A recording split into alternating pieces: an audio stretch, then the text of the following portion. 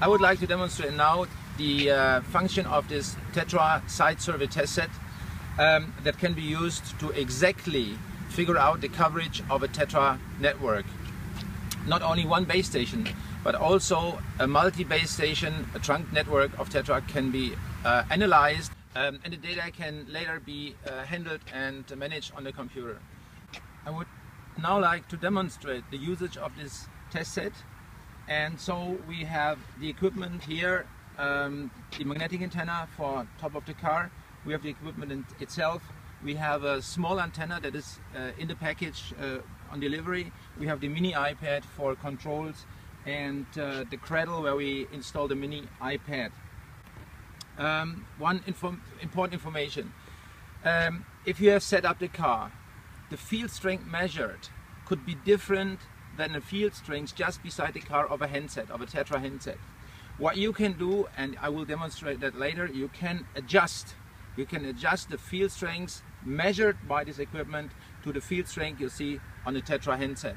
So you can have a kind of calibration, and the antenna gain, maybe the cable losses can be adjusted to fit exactly to the measurement or to the field strength measured by the TETRA terminal. Now, okay, what we do, it's very easy. We install the antenna on top of the car.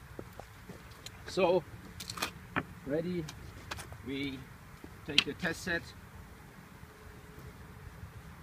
We put the test set, I would say, in the back of the car. Hopefully I can do it. You see, I just do it by myself. I don't need any help. There is two nice ladies taking this video, but basically you can just do it only with one person. You install the antenna on the test set, and now I will show you how you just switch it on. There is just only one button here. It's the on-off button. I will now switch on the button. You see power, okay.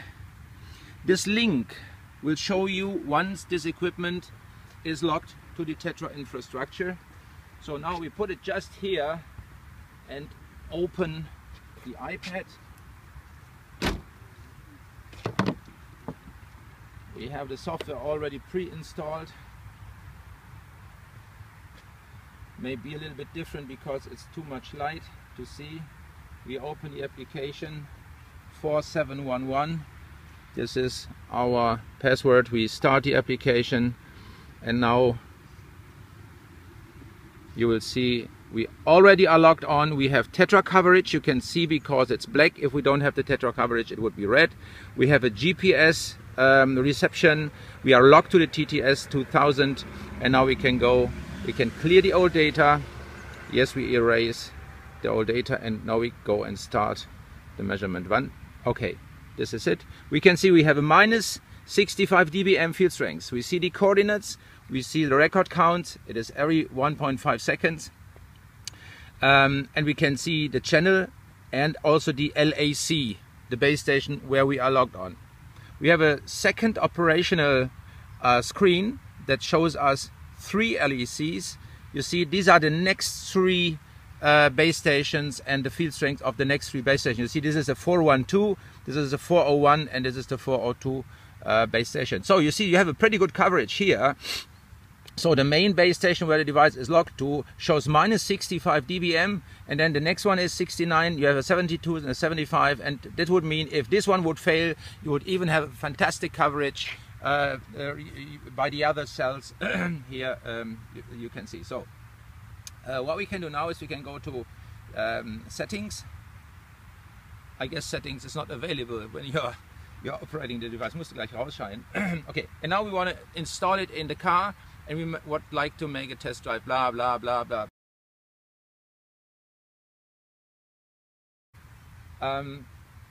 Designing this screen, it was for me very important that everything is black and only the important data is red. You see, the stop button is red, and we have a colored field strength display.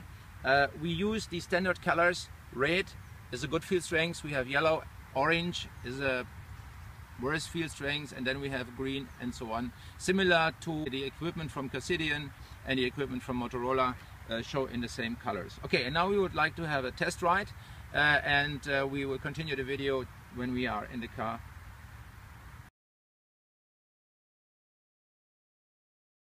Okay, we installed the mini iPad in the car, and as explained already before, we have a Wi-Fi link to the TTS test set that is anywhere in the car, could be on the back seat or even in the trunk. And we would like to start now the measurement. I press the start button, and now we have a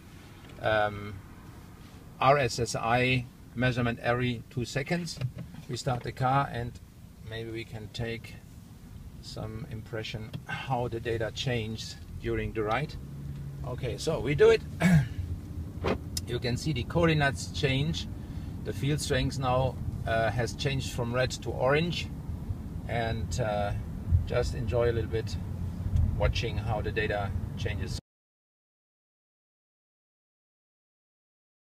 I will switch the screen now to the second display. We can see the three strongest base stations beside the base station I am logged into. My one is the 401. Let's see if we have a cell reselection during the ride. It should be one. Yeah, you can see now my cell is -72, and the next one, the 412, also is now 69, better than the other one. Hopefully it will change and reselect the cells. And we can see the equipment has done a cell reselection.